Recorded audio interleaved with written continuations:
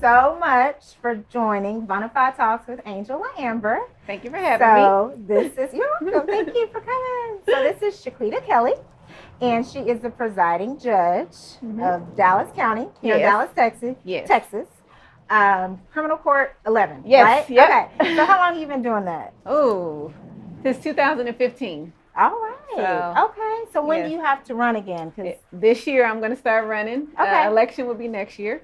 All right. So I'll get into it probably around summer. Okay. So you're prepping up for that. Mm-hmm. All right. Perfect. Mm-hmm. So really, I was so excited about having you on this show because you have a wonderful, wonderful story. So let's just go back a little bit and tell everybody how we met. Okay. Like around 6-7 years ago, something like that. So we have a mutual friend. Yep. And so she just basically brought us together and we clicked. Wonderful personality. We vibe. Immediately. I was like, I like her. Right, exactly. She is me. Yeah. So it's been great. And so once I got the show, I was like, I have to have you on it. Aww. Yes. So let's go back and let's just start where you were in Indianapolis. That's where you're from, right? I'm originally from Indiana, Michigan City, Indiana. Okay, Michigan City. Yep. All right. So from there, you were a teenage mom. I was pregnant at 15. Wow. Yeah, I had my daughter at 16. Okay. And that, I know in itself, when we talked earlier, you said that had really affected your mental health in a negative way. So what were you dealing with? Oh, a lot. I mean, first of all, just looking for love in the wrong place. Mm-hmm. My father was killed when I was 4. Oh, wow. And so the closest thing I had to a father was my grandfather, who was a pastor of a Pentecostal church. He's very strict. He didn't really believe in saying, I love you. He just showed you he loved you. And he is my hero today, but I felt like I needed to be loved from a man, a paternal type love. Right. And I was searching for that and in the wrong place. Mm-hmm. And so I think that in itself, was an insecurity of mine. Mm-hmm. And that's how it resulted in me being with this guy. Yeah. And having sex before I should have at 15, getting pregnant. Yes. And then it was really bad. Right. After I got pregnant, people mistreated me. I mean, at first I hid like it. The community, your family, who was? Oh my God! Like I had the community, my teachers. I wouldn't so much say my family treated me bad. They disapproved of it because, of course, it was premarital sex. I'm young. I'm a good student, but now I always want to be a lawyer. Now they're like, oh, well, look at that go down the drain. Right. But they didn't talk harshly to me like the community did. Even my friends. Like some of their parents wouldn't allow them to hang out with me because they knew I was having sex or had sex. Yeah. And so they felt like, oh, I can't let my daughter be around her because she's going to have sex too and she's going to be a bad influence to my daughter. But everybody was. Let's just be real. Everybody We was. all were. Yes. Some of us got pregnant. Some of us took different routes on that. And you decided to carry your child. Right. And so I knew that. Right. And it caused a lot of self-esteem issues for me because I knew my friends were doing the same thing that I was doing, but they could hide it, and I could no longer hide it. Right. And so the bigger my belly got, the more problems I had. Yeah. So did your mom know, or you were just hiding it more so from? Oh, let me tell you how my mama found out. Let me tell you how my mama found out. So I'm just sitting at home one day, and she comes in, and she goes, "Here, go in the bathroom and take that." She hands me a pregnancy test.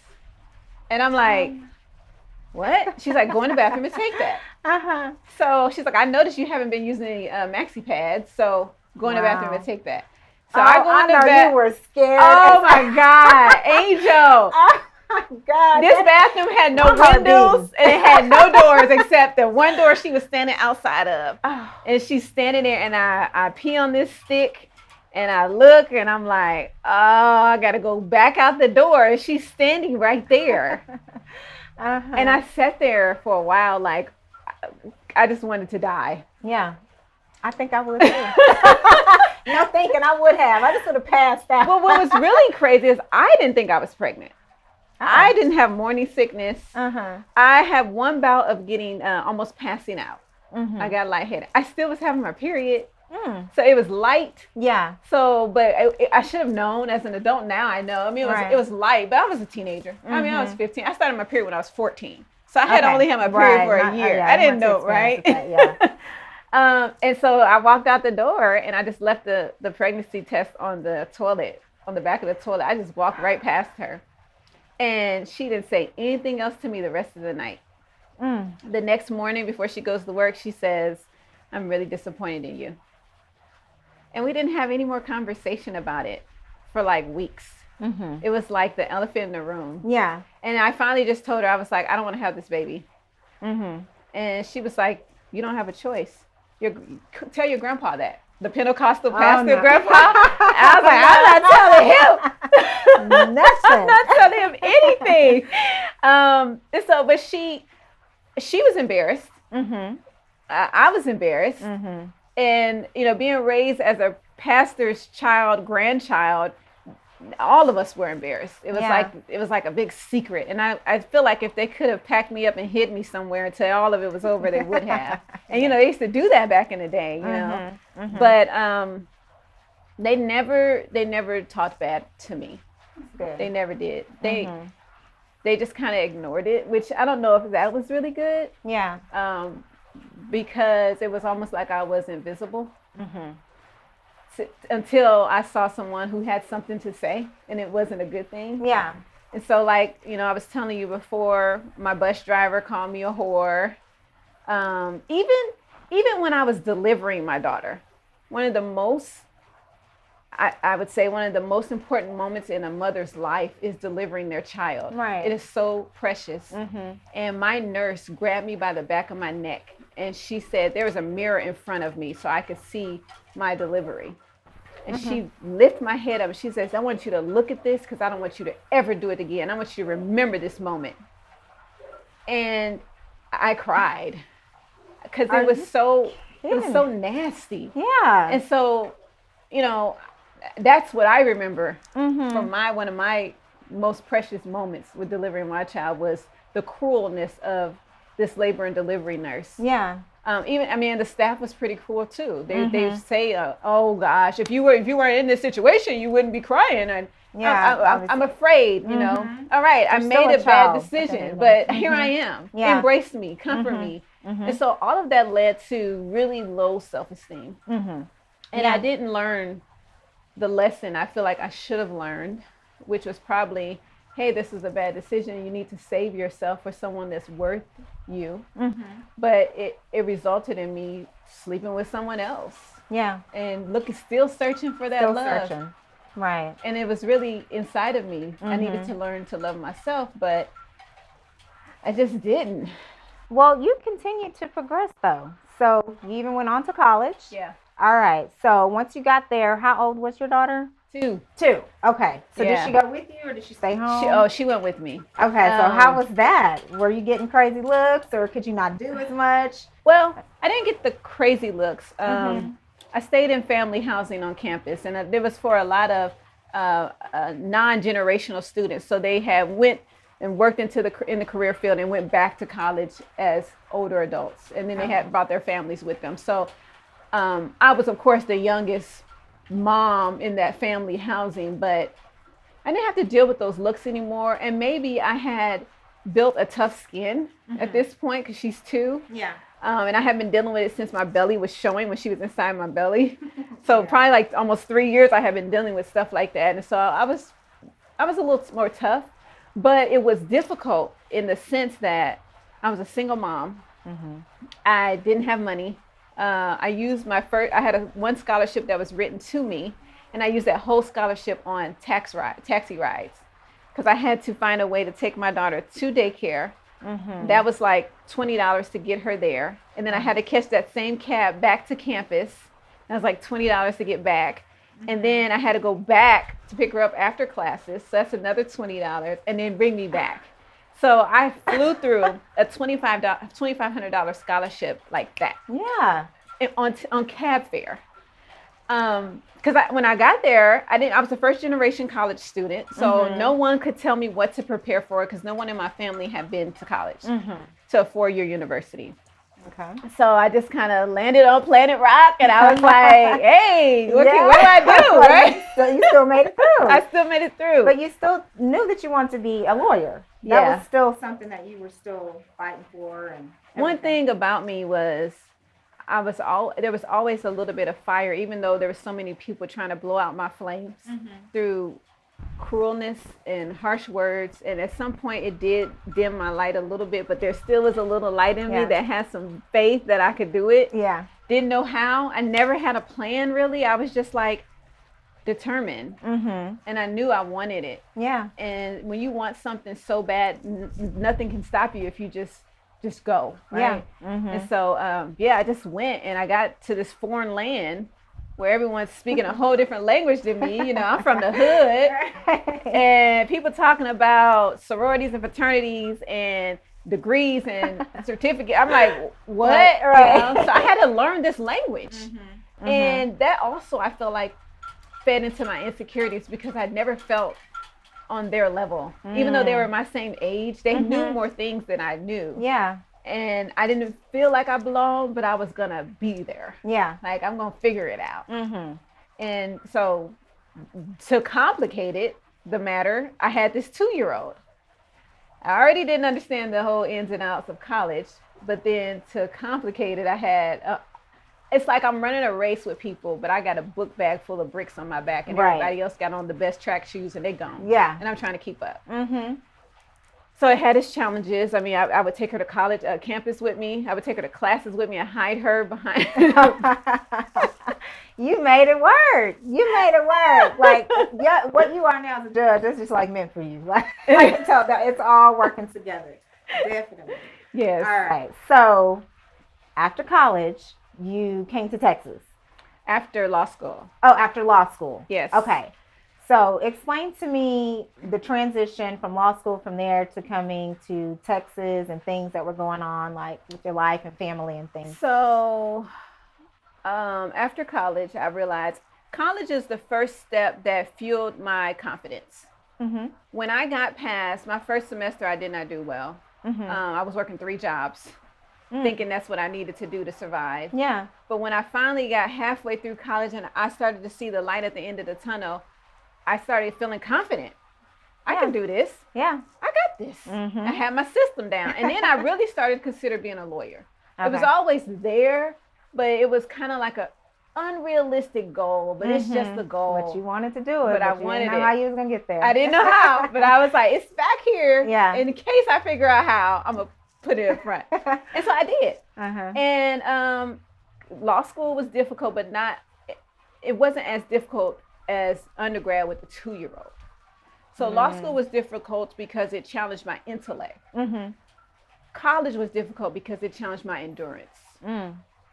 So that's the difference. Endurance versus versus intellect. You can study and learn something. But endurance comes from hard work and tests and trials and tribulations I didn't think I was prepared for, but obviously God had prepared me for it because I made it, right? That's right. So I went through law school and graduated. I got a job in Indiana at Fort Wayne, Allen County Prosecutor's Office. I knew to back up a little bit, when I first had my daughter, my mom was dealing with her own addictions, and she wanted to move to a new place, start fresh, and we moved to Dallas. A lot of people do not know this about me. So yay! So I get the insight. Yeah, they don't know this about me. Give it to me. What had happened? So, I moved here with my mom and at the time she was 4 months old, daughter. My daughter was 4 months old. So we got here like July. In August, my mom enrolled me at MacArthur High School. Yes, my alma mater. And that was big for me. It's a big city, new people. And I think I went to school for probably about a week. My mom moved here because her best friend lived here. So is there a chance we would have walked the halls together? What year was that? 1994. Okay. No, dang it. I got there fall 94. So that was fall 94. You got the, oh my goodness. Yeah. So we were, that's I had her crazy. spring 94. And Yeah, it would have been fall 94. I got there fall 94. Oh my goodness. That's crazy. So I was only there for a very short time. Okay. Because during that transition, me and my mom ended up homeless. And so, and our paths got separated.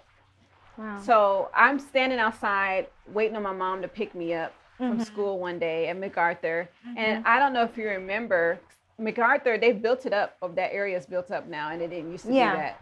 And in my mind, I just remember trees and not knowing how to get my daughter from the daycare, because my daughter was at daycare, not knowing where to go because we didn't have a place to live. We were staying in a hotel. And then I remember one of my new friends that I had just met told me, oh, girl, you got a baby and you a teenage mom. CPS going to take your baby if you make one bad mistake. And so I was like, how do I get to this daycare? Where am I going to go? And how do I stop CPS from taking my baby from me? Yeah. So I hitchhiked and caught a ride to this daycare, picked my daughter up, called my grandma, and stayed in a hotel. At some point, and you didn't know where your mom was at this time? I didn't know where she was. Okay. All right. And so I was more afraid. I wasn't worried about my mom's safety as much as I was losing my child. That was petrifying me. Like I was so afraid that what can I do if I don't have this kid? I don't want to live. Yeah. That's it. So I'm going to do whatever it takes to get to. And I was scared to get in that car with that stranger, but I wasn't more afraid of that stranger than I was of losing my child.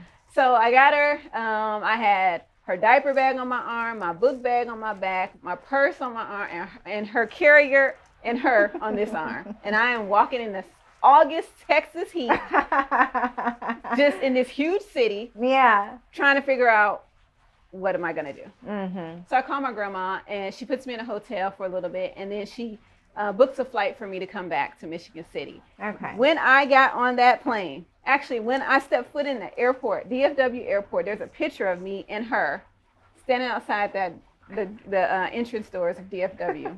I said, I'll be back. Yeah. Because I loved that moment that I was in Texas. The short amount of time, I knew this is home for me. So fast forward.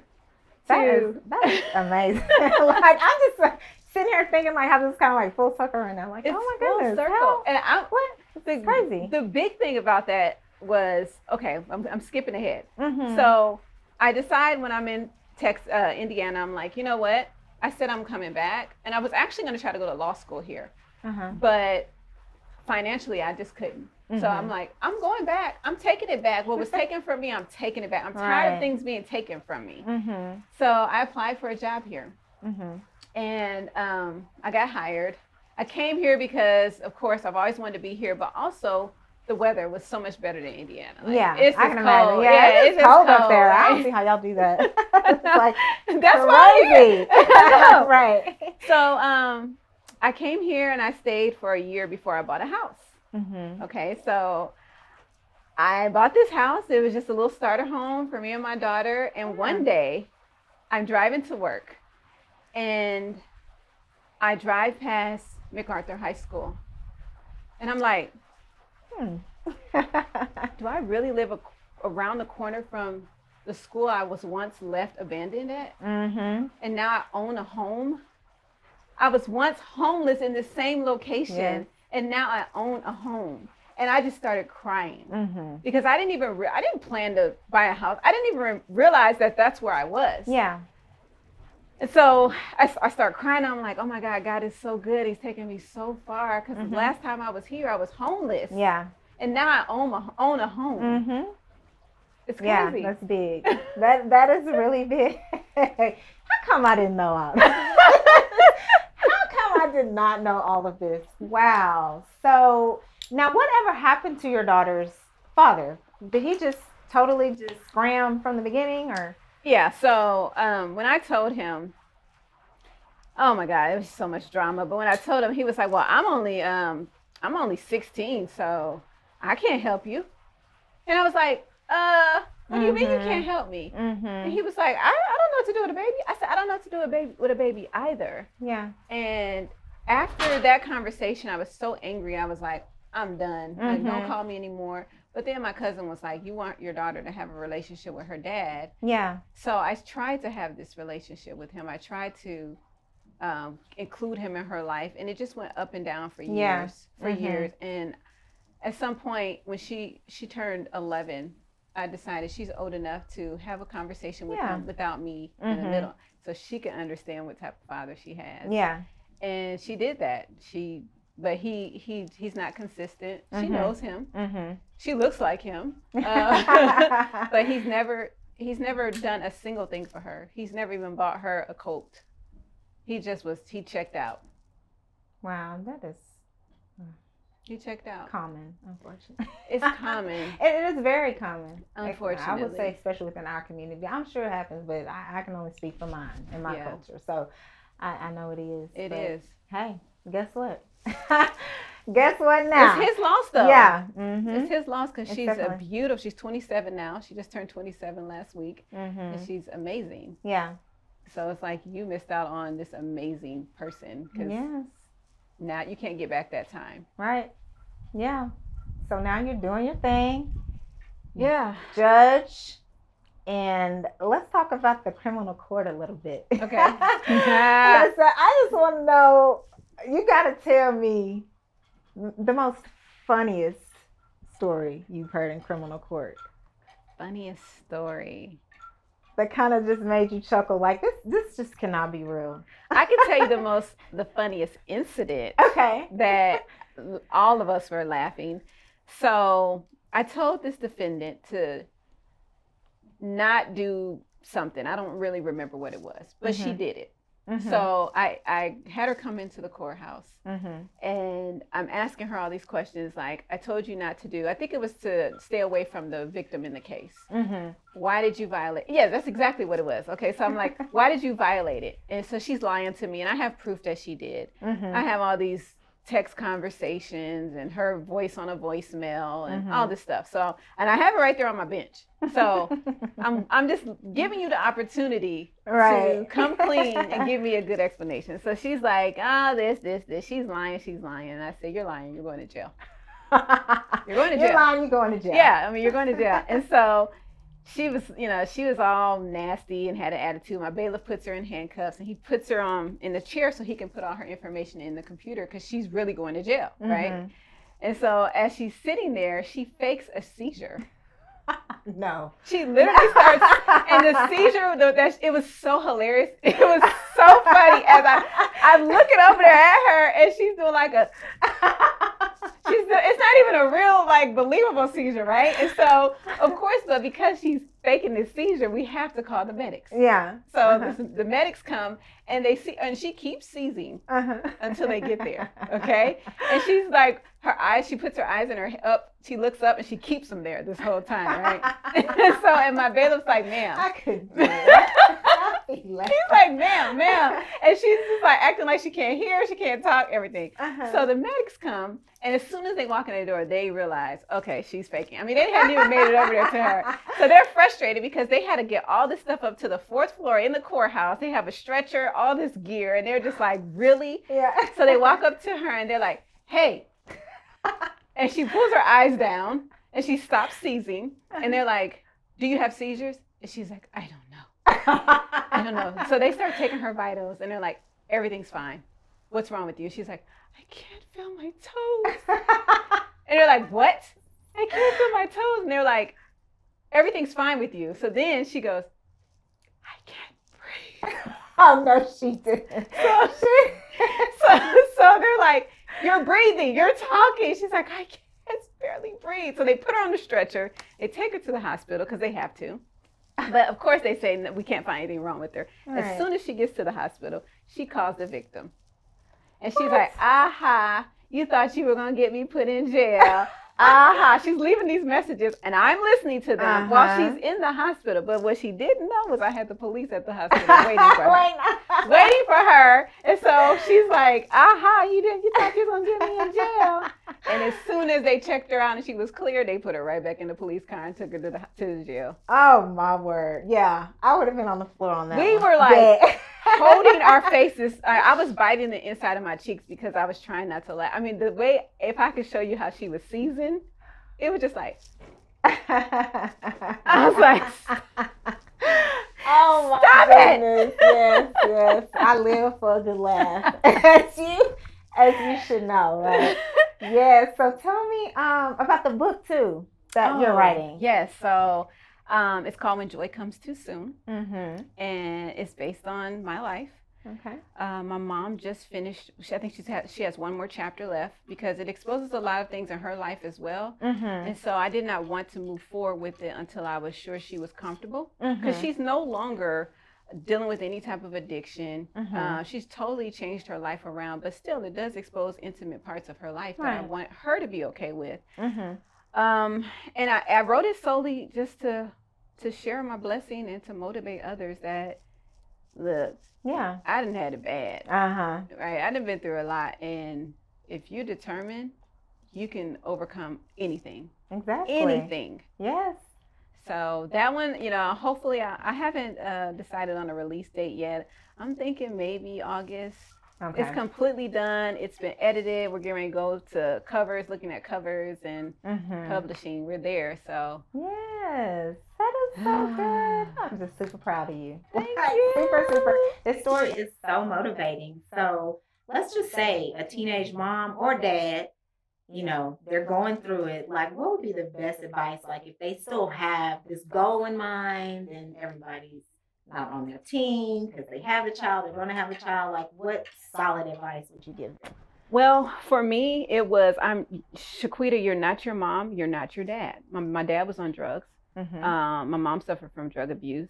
And I had to recognize that doesn't have to be my story. Mm-hmm. But I, first of all, have to love myself.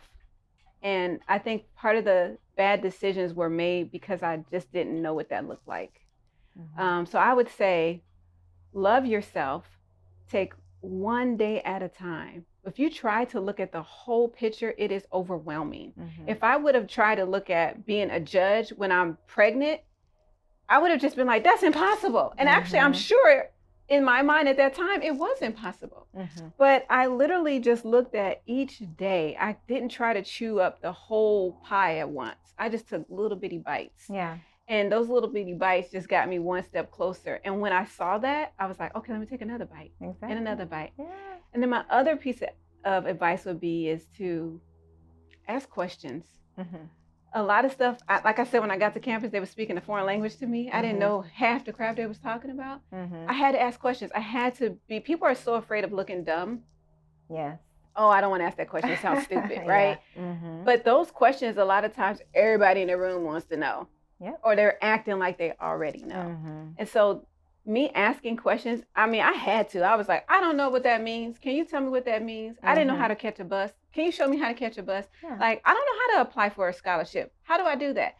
Those questions and those people who answered them for me got me to where I am today. Mm-hmm. If I hadn't asked questions, I would have fumbled my way and probably made things so much harder for me. And then I would have got discouraged. That's right. And set back. That's right. So ask questions, love yourself. You got to put your blinders on because there's going to be so many haters who, what my favorite uncle told me was, Shequitta, you realize when people look at you, they see all of their failures. And I said, huh? He was like, yes. He was like, people look at you and see all the things you achieved, which reflects all the things that they didn't do. That's So deep. they see their failures when they're looking at you. Mhm. So they're gonna say things that are hurtful to try to block your success or throw you off your path. Right. So you have to keep your blinders on. And he told me that. And he was like, you have to do you. If you start worrying about what other people are saying and doing, those people they're gonna knock you off your journey. Mm-hmm. You have to do you. That's I right. mean, I had an aunt, one of my aunts, and I don't mind saying this because she's not my favorite aunt, but she didn't graduate from high school. Mm-hmm. And she told me, you're stupid for going to college. That is so dumb. You can't take care of your kid and go to college. And that soaked into my soul until I thought, you didn't even go to finish high school. How you going to give me some advice about college? Girl, bye. Oh my God. But and that was when my uncle was telling me, you got to put your blinders on Mm-hmm. because people are seeing their own failures in you. That's right.